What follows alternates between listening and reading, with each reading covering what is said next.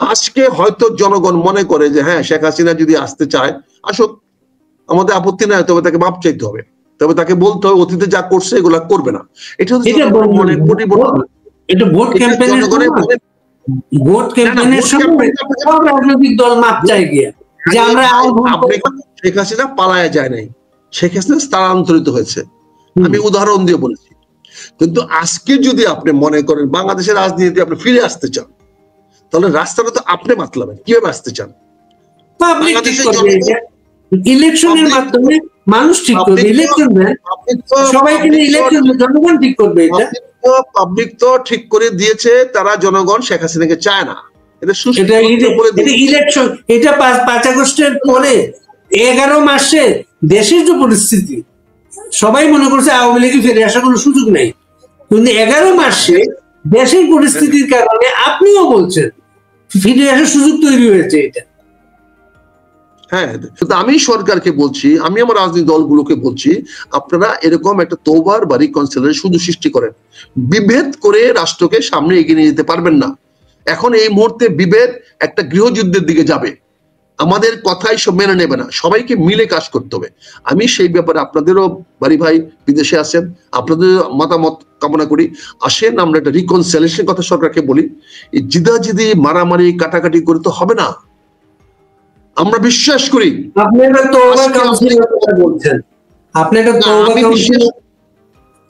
বলছেন সরকার করছেন, ঐক্যমত্যের একটা কমিশন করছে সরকার, সে ঐক্যমত্যটা কমিশন করছে এবং ঐক্যমত্যটা হচ্ছে একটা বড় রাজনৈতিক দলকে বাইরে রেখে।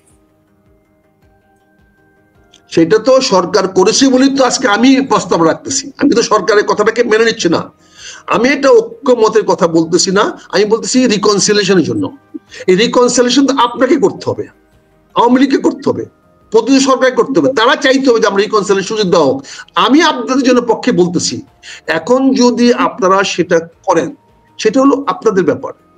আমি মনে করি বাংলাদেশের সকল নাগরিকের এই দেশটাকে সামনের দিকে এগিয়ে নেওয়া যাওয়ার অধিকার আছে, সেই অধিকারটা আমাকে বাস্তবায়িত করার সুযোগ দিতে হবে। এই দেশটা আমাদের একা কারণ নয়, আমি সেই কথাটা বলার চেষ্টা করছি। কাজে আপনি যদি মনে করেন যে না শুধু আমি চলবো, আপনি আপনার মধ্যে চলবেন, তাহলে এর শেষ কোথায়? আপনি কি একটা গৃহযুদ্ধ বাঁধাতে চান? এটা গৃহযুদ্ধ বাঁধাইলে কি হবে? আমি জানি আওয়ামী লীগ ঘোষণা তো আছে, এখানে গৃহযুদ্ধ ঘোষণা আছে না, একজন উপদেষ্টা প্রভাবশালী মাস্টার মাইন্ড, তার তো গৃহযুদ্ধের ঘোষণা আছে এখানে। সে একজনের বক্তব্য তো আর উপদেষ্টা মন্ডলীর বক্তব্য না, প্রধান উপদেষ্টা বক্তব্য না, প্রধান উপদেষ্টাকে সাহায্য করার বলছি। কিন্তু আমি যেটা বলতে চাচ্ছি, যাদেরকে চাকরিদাতা মনে করেন, উনি যাদের চাকরিদাতা মনে করতেন তাদের কেউ নাই, অস্তিত্ব নাই, উনি সে অস্তিত্ব বিলুপ করে দিয়েছে অত্যন্ত চতুরতার সঙ্গে। আমি যেটা বলতে চাচ্ছিলাম, তারেক রহমানের সাথে বৈঠকের মাধ্যমে সেটা মনে অস্তিত্ব চলে গেছে। মাধ্যমে কেন, যখন এনসিপি করা হয়েছে তখনই তো হয়ে গেছে, তখনই তো বৈষম্য ছাত্র আন্দোলনটা ধ্বংস হয়ে গেছে, ওই অস্তিত্ব বিলুপ হয়ে গেছে যখন তারা এনসিপি করেছে। আপনি বিলুপ দেখেন, সারা বাংলাদেশ দেখে সামরিক প্রহরায় তাদেরকে সারা দেশে নিয়ে যাওয়া হচ্ছে তাদের দল গঠনের জন্য। এটা তো আপনার বক্তব্য, আমার বক্তব্য তো না, সারা বাংলাদেশ মানুষের বক্তব্য না। সত্যটা কেমনে দেখবো, যেটা মিথ্যা কথা সেটা কেমনে দেখবো? এটা আপনার চোখে তো আমি দেখি না, আমার চোখে তো আমি দেখতে পাই নাই, আমার চোখে দেখতে পাই নাই। এটা তো সারা দেশে যাচ্ছে, সারা দেশে প্রোগ্রাম করতে যাচ্ছে তারা, তাদেরকে সবাই কিন্তু পাহারা দিয়ে নিয়ে যাচ্ছে। জনগণের নিরাপত্তা দেওয়াটা প্রশাসনের ব্যর্থতা কোথায় দিবে? আপনাকে অন্য দলও যাচ্ছেন সব জায়গায়, তাদের কোনো পাহারা লাগে না। বিএনপি যাচ্ছে, অন্য দল যাচ্ছে, তাদের তো পাহারা লাগছে না। পাহারা সবারই লাগে, পাহারা সবাই নিরাপত্তা হয়। আপনিও তো গত 15 বছর নিজে পাহারাদার দিয়েই রাজনীতি করেছেন, আপনি তো আমাদেরকে রাজনীতি করতে দেন নাই। এখন তো রাজনীতি মুক্ত হয়ে গেছে।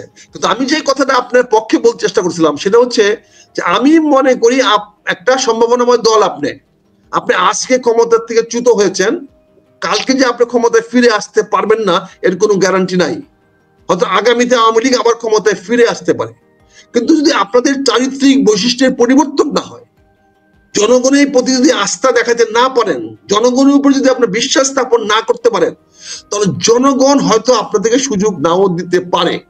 জনগণ তো সুযোগ দিবেন বা জনগণ সুযোগ পাবে নির্বাচনের মাধ্যমে, কিন্তু আপনি নির্বাচনের নকশাই করছেন তাকে বাদ দিয়ে, তার নিবন্ধন বাতিল করে দিয়েছেন। কিন্তু আপনি তো আমার কথা তাহলে কোনো কনক্লুশন নিলেন না। তাহলে আমার বক্তব্যটা যে আপনি টেলিভিশনে এসে দিলাম এত রাত করে দেবো 8টা সব, আপনি কনক্লুশন নিচ্ছেন না। আমি কি বলতেছি? আমি বলতেছি আপনার রিকনসিলিয়েশনের জন্য সুযোগ দেওয়া হোক, আপনি পক্ষে বলতেছি।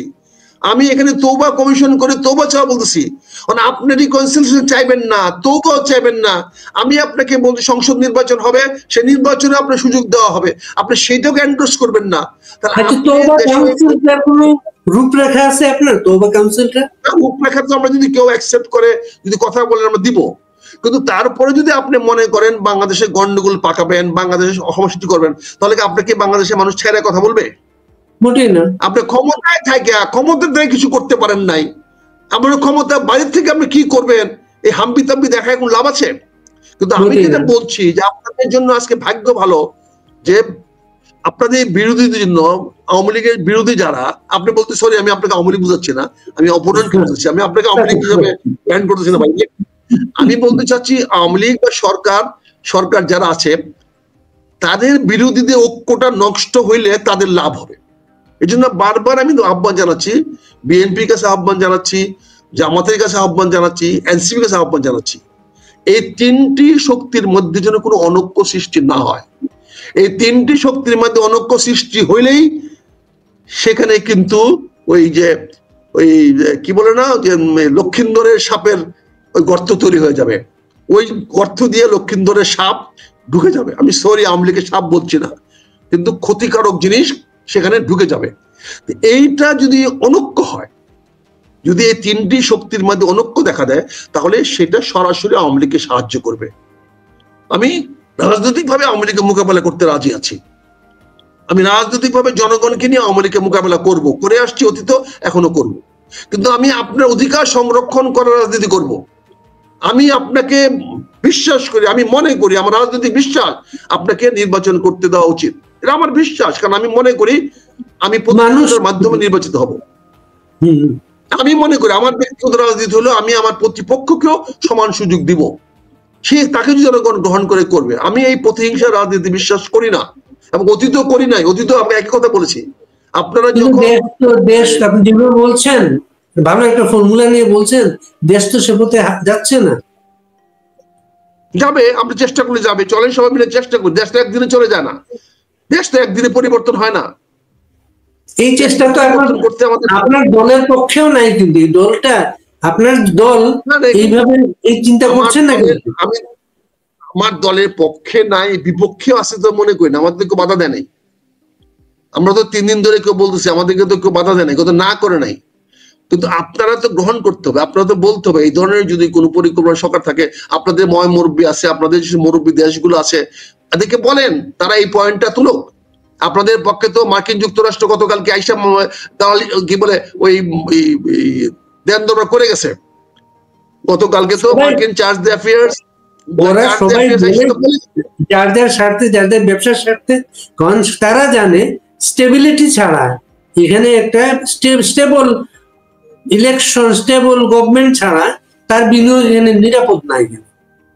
তাহলে সেটা তো আমরাও বলছি নাই, তাহলে আপনাকে তো আগে আসতে হবে, আপনাকে তো গ্যারান্টি দিতে হবে যে আপনি আবার ক্ষমতায় গেলে অতীতের মতো এগুলা করবেন না, আপনিও আমাদেরকে জেল জুলুম নির্যাতন চালাবেন না, আপনি অতীতের মতো গুম খুন করবেন না। এই কথাটা তো আপনাকে গ্যারান্টি দিতে হবে, আপনাকে তো বলতে হবে। আজকে রঞ্জন অন্য একটা প্রসঙ্গে যাই, বাণিজ্য উপদেষ্টা সর্বশেষ বলেছেন প্রকাশ না করার শর্তে তারা একটা চুক্তি করেছেন, এটা নিয়ে কোনো ধারণা আছে? এখন উনি তো বলেছেন প্রকাশ না করার শর্তে চুক্তি করেছেন। আমরা সারা বিশ্বের যতগুলোকের সঙ্গে আমেরিকানরা চুক্তি করেছে সবাই এনডিএ সাইন করে চুক্তি করেছে। কেন করাইছে তারা চুক্তি? যেহেতু থার্ড পার্টি জানতে না পারে আমরা তোমাকে কতটুকু ছাড় দিলাম, কতটুকু ছাড় দিলাম না। এটা আমেরিকানদের স্বার্থে তারা করিয়েছেন। তারা বলেছে তুমি যদি ছাড় চাও তাহলে তোমাকে আমি ছাড় দিব, কিন্তু সেটা কাউকে বাইরে বলতে পারবো না।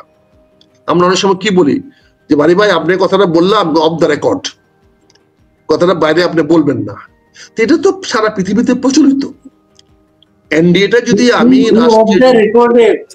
অফ দ্য রেকর্ডে যদি আপনার করিডোর, সেন্ট মার্টিন, বন্দর এই বিষয়গুলো থাকে, আপনি আপনার জনগণের কাছে কি জবাব দেবেন?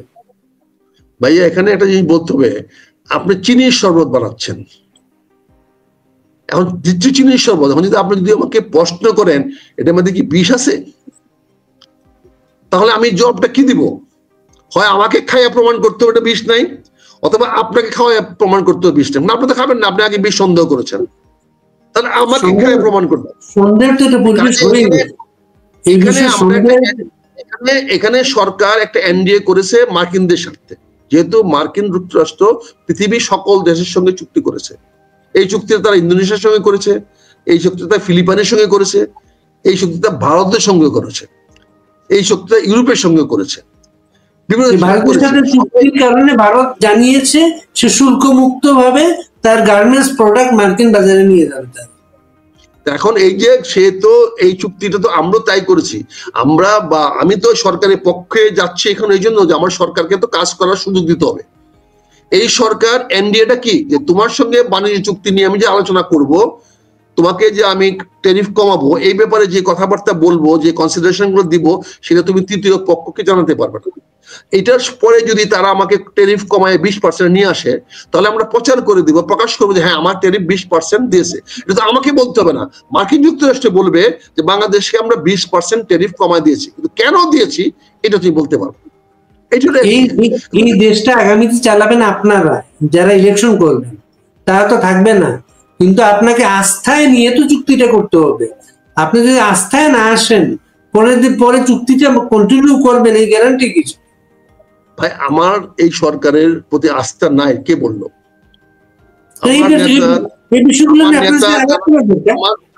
আমার জানা নেতা জনাব তারেক রহমান সাহেব তো বলে দিয়েছেন যে আপনাকে ব্যর্থ হতে দিব না। তো ওনার যা করছেন আস্থা নিচ্ছেন, উনি একসময় বলতেন, কিন্তু সাম্প্রতিক সময়ে না বলছে নির্বাচন না দিলে সন্দেহ তৈরি হবে, বলছে নির্বাচন না দিলে আপনার প্রতি আমার অবিশ্বাস তৈরি হবে, কিন্তু উনি তো বলেন নাই যে আমি আপনার করবো না। আর এই বর্তমান সরকার আস্থায় যে নাই, না থাকলে তো ওরাই প্রতিবাদ করতো, এই এনডিএর বিরুদ্ধে প্রতিবাদ করতো জামাত ইসলাম, প্রতিবাদ করতো এনসিপি, প্রতিবাদ করতো বিএনপি, এরা তো কেউ প্রতিবাদ করে না। ইসলামিক দল প্রতিবাদ করতো, অন্যান্য রাজনৈতিক দল যারা 30টা রাজনৈতিক দল আলোচনা করতে গেছে তারা প্রতিবাদ করতো যে আপনি এনডিএর। এখন আওয়ামী লীগের প্রতিবাদে তো কোনো এখন মূল্য নাই রে ভাই।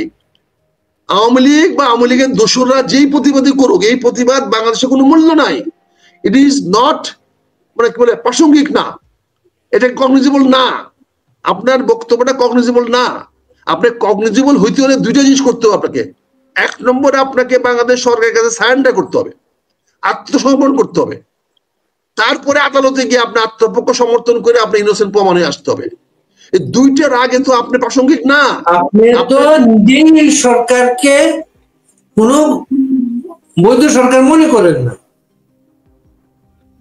আপনি যদি বৈধ সরকার মনে না করেন তাহলে আপনি বলেছেন আমি তো বলেছি সরকার সাংবিধানিক না, এই সরকার বিপ্লবী সরকারও না, ফলে আমি তার বৈধতা নিয়ে প্রশ্ন করেছি। কারণ সে যে আইনের কাছে সারেন্ডার করবে, আপনি দীর্ঘদিন ধরে এই দেশে রাজনীতি করেছেন, আপনি কোনোদিন দেখেছেন কোর্টের মধ্যে আদালতে এইভাবে মারপিট করা হয় এবং সরকার কোনো ব্যবস্থা নেয় না? কোনোদিন আপনি দেখেছেন এই দেশে? এটা তো জনগণের স্বাভাবিক প্রতিক্রিয়া। রাস্তায় চোর ধরা পড়লে, পকেটমার ধরা পড়লে, ডাকাত ধরা পড়লে, ক্ষমতায় গেলে এরকম সবাই এই দেশে যে কোনো চোর ডাকাতকে রাস্তায় ধরা পড়লে পিটায় মেরে ফেলে। আপনাদের তো ভাগ্য ভালো যে শেখ হাসিনাকে পালাইতে দেওয়া হয়েছে, হেলিকপ্টার থেকে সরাই দেওয়া হয়েছে।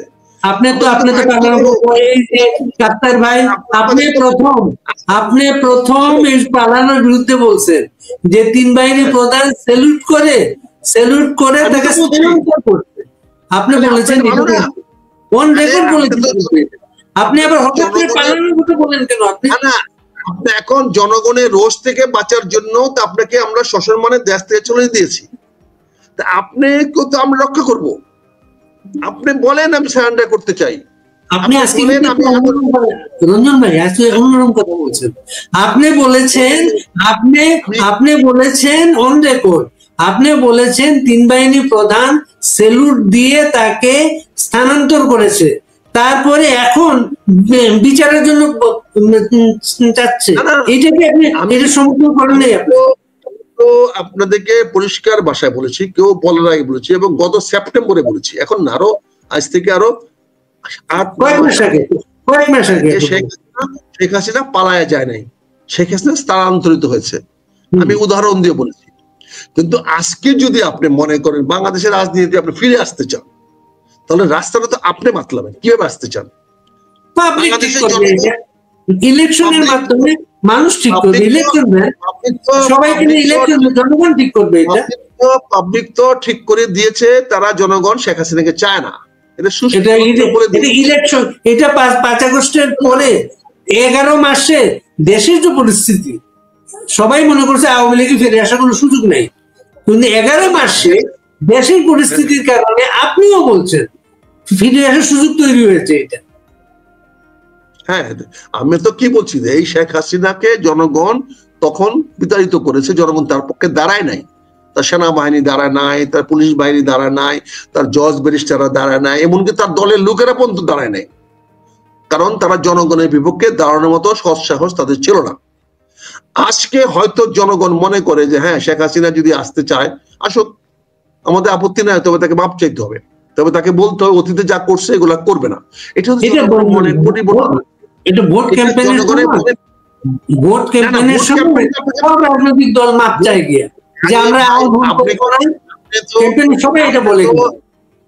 আপনি তো বলতেছেন এই কথাটা, আপনি একবার চুরি করে ধরা খাইছেন, আপনি আবার বলতেছেন আপনাকে ঘরে রেখে আমি চলে যাব, আমার মাল যে আমার নিরাপদ থাকবে, আরেকবার বাকি মালটা নিয়ে যাবেন। আপনাকে তাকে বলতে হবে যে ভাই যদি অতীতে চুরি করে থাকি, আমি ভুল করছি, আর চুরি করবো না, এটাকে আপনাকে বলতে হবে তো ভাই।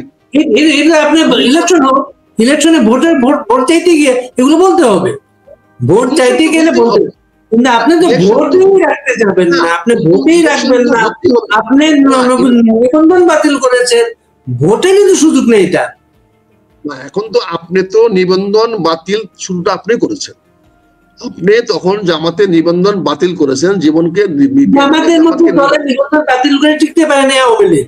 আর আওয়ামী লীগ তো জামাত না, আওয়ামী লীগ তো অনেক বড় একটা সংগঠন। Very good, very good, very good. তাহলে আজ জামাতও টিকতে পারবে না আওয়ামী লীগের নিবন্ধন বাতিল করে। So wait for that. টিকতে পারবে না। আপনি জামাত বলতে আপনি গভর্নমেন্টটাকে দেখেন, ইউনুস গভর্নমেন্টটাকে দেখেন জামাত বলতে। কেন বলবো না, আমি বলবো জামাতকে আপনি করেছেন টিকতে পারেন নাই। আচ্ছা, আরেকটা প্রশ্ন যে জুলাই সনদের খসড়াটা আপনি দেখেছেন? জুলাই সনদের আমি এই জুলাই সনদের ব্যাপারে আমি উদাসীন, এবং এই ব্যাপারে আমার কোনো আগ্রহ নাই, কারণ জুলাই সনদ নিয়ে যারা কথাবার্তা বলছে, আলাপ আলোচনা করছে, তারা বাংলাদেশের কোনো বৈধ নাগরিক নন, এবং কোন রাজনৈতিক দলের, কোন জনপ্রতিনিধি রাজনৈতিক দলের তারা না। ফলে তারা কি করলো এটা আমার দেখার বিষয় না, এটা নিয়ে আমি আগ্রহ না, এবং আমি এটাও জানি এটার কোনো ফল হবে না, এই সনদ কোনোদিন কার্যকরী হবে না, এই সনদ কোনোদিন মানুষের সামনে আসবে না, এবং এই সনদের সঙ্গে যারা সরকার পক্ষ আছে তাদেরকে আমরা দেশের বৈধ নাগরিক বলে মনে করি না। আমার রাজনীতি তো পরের কথা, তারা কি সিদ্ধান্ত নিয়েছে সেটা আমার মনে হয় না কোন রাজনৈতিক দল মেনে নেবে না। আপনারা তো মেনে নেবেন না, এমনকি একটা কথা বললেন রঞ্জন ভাই, একেবারে আওয়ামী লীগের কথা। আওয়ামী লীগ ঠিক এই কথাটা বলছে, কিন্তু আপনাকে আওয়ামী লীগে জয়েন করার কোনো সম্ভাবনা আছে? আল্লাহ মাফ করুক, আপনার মুখে থুতু দেবো, মুখেরও মারবো, থুতুটাকে মুখেরও মারবো, অনলাইনে মারা। হ্যাঁ হ্যাঁ, তাহলে আপনার কথা বললে আমার স্কিনে থুতুটা পড়বো। আমি থুতু দিয়ে বলছি যে জীবনে কোনোদিনে আওয়ামী লীগে যাওয়ার প্রশ্ন ওঠে না, বুঝছেন না? এবার অতীত মন্ত্রিত্ব দিয়ে চেষ্টা করছে শেখ হাসিনা। আপনি পঞ্চমবার বিএনপি থেকে বহিষ্কৃত, আবার চান্স পেলে বিএনপিতে যাবেন আপনি? 100 বার যাবো, 1,00,000 বার যাবো, যতবার। আমি তো বিএনপিতে আছি, যাবো কি আবার? আমি তো বিএনপিতে আছি। কিন্তু আপনি এখানে কথাগুলো বিএনপির মতো বলেন নাই, আপনি আখতারুজ্জামানের মতো বলছেন। আপনি সবসময় যেভাবে বলতেন এবং বহিষ্কার হতেন ঠিক আজকে সেরকম কথা বলছেন যে আমি তো মনে করি এইটাই বিএনপির কথা হওয়া উচিত, তাই বলে যাচ্ছি। আমি তো এখনো মনে করি আমি যে বক্তব্যগুলো দিচ্ছি এই বক্তব্যগুলো বিএনপির হওয়া উচিত। যদি তারা 15 বছর 20 বছর আগে আমার কথাগুলো শুনতো, তাহলে বিএনপির এই যে ভাগ্য বিড়ম্বনা গুলা হয়েছে, আমার বিশ্বাস, আমি ক্ষুদ্রভাবে চিন্তা করি, হয়তো এরকম একটা পরিবেশ পরিস্থিতি আমাদের পড়তে হতো না। এখনো আমি তাই বলছি, আমি যা বলছি বিএনপির জন্য বলছি, বিএনপির পক্ষে বলছি, বিএনপির ভালোর জন্য বলছি, যেটা করলে আমার বিএনপির ভালো হবে। আচ্ছা, অনেকে অনেক মন্তব্য করছেন, বুঝছেন, অনেকে অনেক মন্তব্য করছেন। একটা মন্তব্য, আক্তার সাহেব আজ ফেসে গেছেন, বাড়ি বাড়ি ছাই দিয়ে ধরেছেন, তারপরে এক জায়গায় বলেছেন সেনা প্রধানের বিচার চায় তারা। আপনি কি সেনা প্রধানের বিচার চান? ওই যে শালা বলছে, ওই শালারে বলেন সেনাপ্রধানকে বাপের ঠাকুর, হ্যাঁ, সেনাপ্রধান তোর চাকরি করে যে তোর তার বিচার চাইতে হবে, যেটা মনে এটা করে এখন তোর বাপের বিচার করছ না কেন? তোর মধ্যে একটা পোলা জন্ম দিছে, পোলা পয়দা করছে, ওইটা চল সেনাপ্রধানের বিচার চাস তুই বেটা। আমরা বেশ জমজমাট একটা আড্ডা হলো, জমজমাট একটা আড্ডা হলো। আপনি আগামী 7 দিন কোন বাংলাদেশ আপনি বলেছেন 1 তারিখ থেকে চেঞ্জ আপনি দেখতেছেন, আপনি কোনো আইডিয়া করতে পারেন চেঞ্জটা কি? আমি আপনাকে প্রশ্ন উত্তর বলছি, কোন বাংলা দেখতে চাই? যে স্বাধীন বাংলা আমরা করেছি 71 সালের 16 ডিসেম্বর, যে বাংলা চলে আসছে গত 52 বছর ধরে, এই বাংলাদেশটাকে আমরা গতিশীল দেখতে চাই, সামনে দিকে যেতে চাই। আর আমি অবশ্যই 1 তারিখ থেকে 5 তারিখ পর্যন্ত বাংলাদেশে একটা অস্থিতিশীল এবং একটা অবস্থা বিরাজমান দেখতে পাচ্ছি, চোখে ভাসতেছে। যদি কেউ না কেউ যদি পিছনে না হটে, যদি কেউ না কেউ সারেন্ডার না করে, কেউ না যদি তাকে রিকনসাইল না করে, কেউ যদি বাস্তবতাকে যদি মেনে না নেয়, তাহলে একটা বিড়ম্বনাময়, একটা অশান্তিকর পরিবেশ তৈরি হবে। এটা নির্ভর করবে আমার বড় রাজনৈতিক দলগুলোকে অবস্থানের উপরে। তারা যদি তাদের অবস্থানকে যদি জনগণের পক্ষে নিয়ে আসে, তারা যদি ঐক্য ধরে রাখে, তারা যদি অনৈক্য হয়, এরকম কোনো কাজ না করে, তাহলে আমি বাংলাদেশে আগামী 7 দিন কেন, আমি 1 বছরও কোনো সমস্যা দেখি না, 5 বছরও কোনো সমস্যা দেখি না। যদি ঐক্যে ফাটল না ধরে, যদি কোনো অনৈক্য দেখা না দেয়, তাহলে আমি 7 দিন না, আমি 5 বছরও 7 বছরও বাংলাদেশে আমি কোনো সমস্যা দেখি না।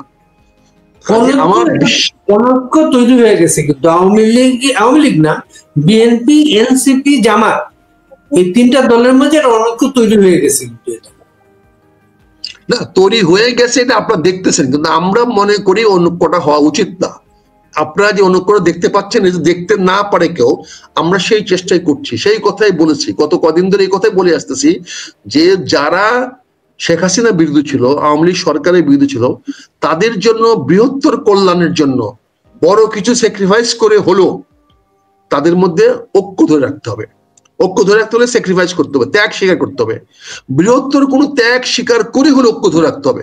আর ঐক্য ধরে রাখতে পারলে, আমি বলেছি আওয়ামী লীগের লোকদের গরু কিনে রাখতে, গরু খাওয়ানোর সময় আসছে, এটা আমি বলেছি। যদি ঐক্যের মধ্যে কোনো ফাটল হয়, এই 3 গ্রুপের মধ্যে যদি কোনো সংঘাত বা অনৈক্য হয়, তাহলে আওয়ামী লীগ গরু খাওয়াবে খুব তাড়াতাড়ি।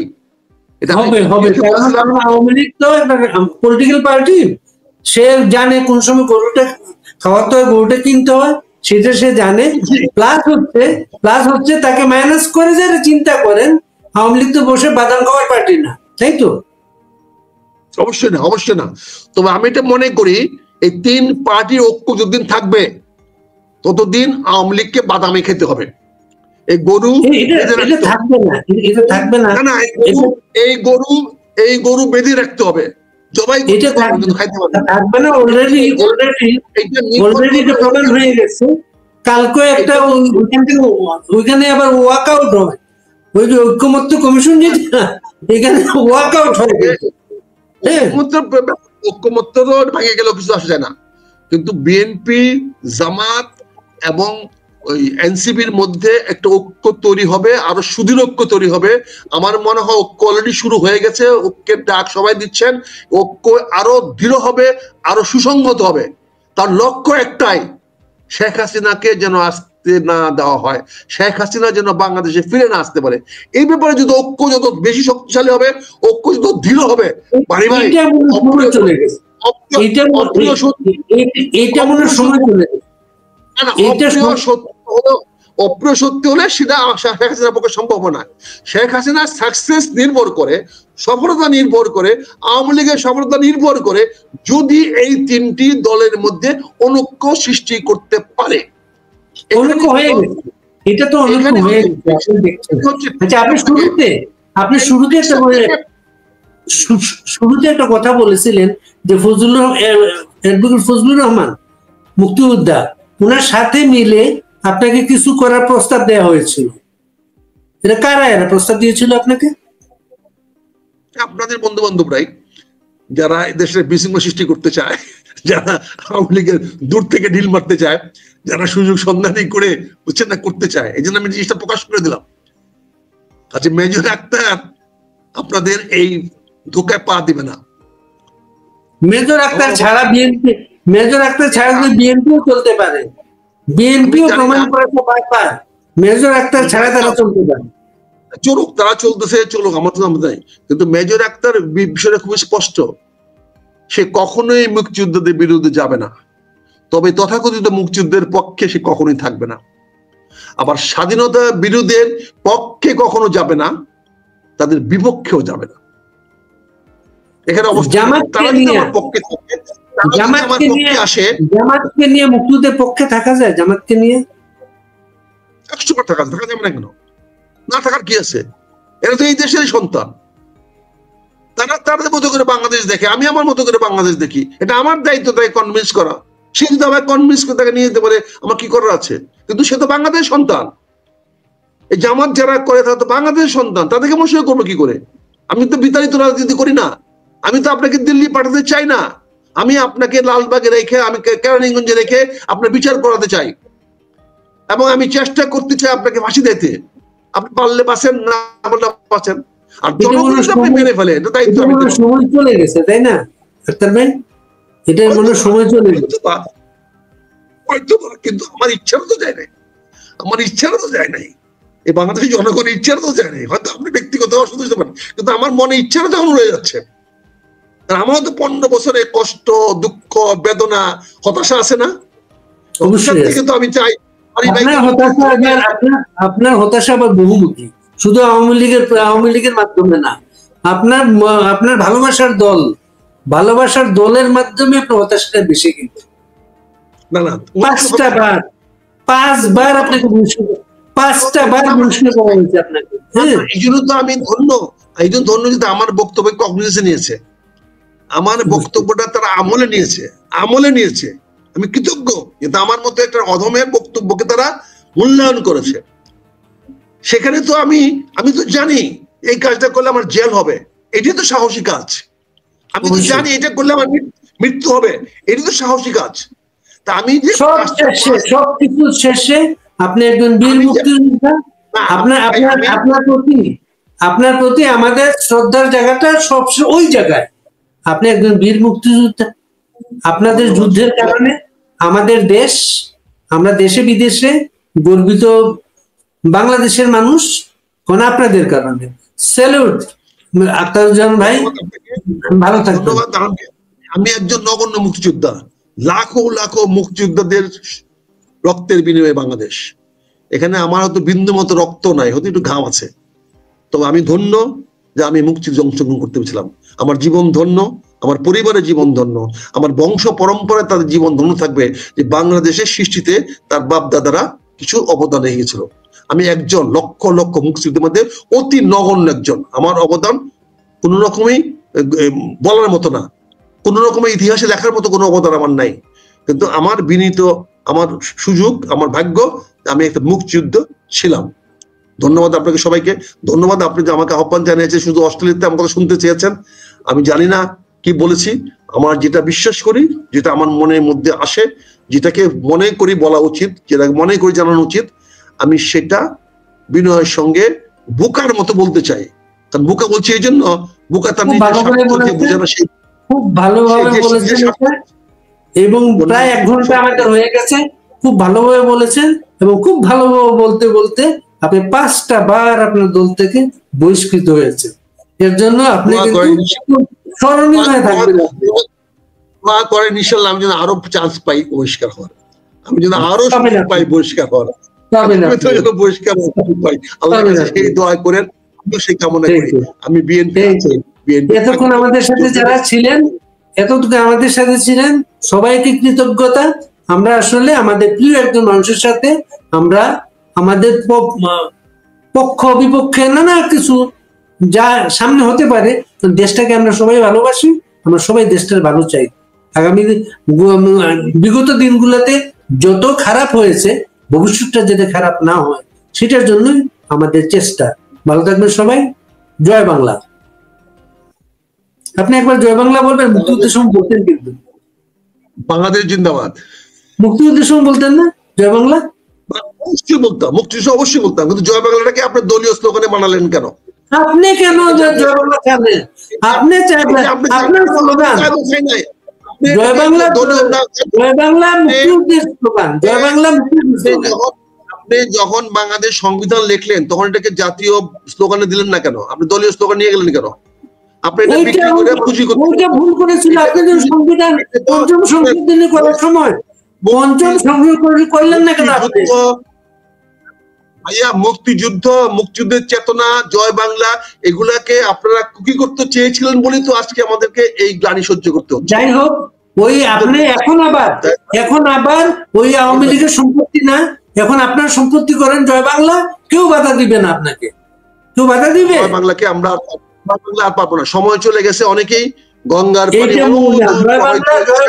আপনি মুক্তিযুদ্ধের সময়, আপনি অপারেশনে যাওয়ার সময় এটা বলতেন। শুনে ভাইয়া, গঙ্গার পানি 72 সনে ফারাক্কা দিয়ে আটকে দিয়েছেন। বাংলাদেশে গঙ্গার পানি আর আসে না।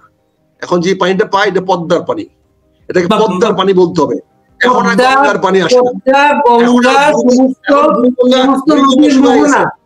সমস্ত নদীর মোহনা, ভারতের গঙ্গার পানি বাংলাদেশে এখন আসে না। এখন আমরা আমাদের বৃষ্টি পানিটুকু পাই, যেটুকু আমাদের রাজশাহী কুষ্টিয়াতে বৃষ্টি হয়, এটা আমাদের পদ্মার পানি। পদ্মার পানি সবই ঠিক আছে, কিন্তু আপনার স্লোগান বীর মুক্তিযোদ্ধা, জয় বাংলা ছিল আমাদের 71-এর স্লোগান। গঙ্গা ছিল আমাদের পবিত্র নদী, কিন্তু সেই গঙ্গার